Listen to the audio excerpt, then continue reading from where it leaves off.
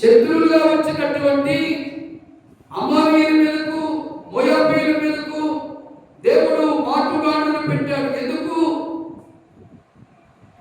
యూదా ప్రజలు దేవుని సహాయాన్ని వేడుకోవడానికి మందిరంలో కూడుకున్నారు. యెహోషాపాతు రాజు కూడా దేవుని ఆలయంలో కూడుకున్నారు. వారు ఏమని జ్ఞాపకం చేసుకుని ప్రార్థన చేశారు? యెహోవా నీ స్నేహితుడైన అబ్రహాము సంతానానికి దేశం ఇస్తానన్నావు. ఆ దేశంలో కరువు వచ్చినా, తెగులు వచ్చినా, యుద్ధం వచ్చినా,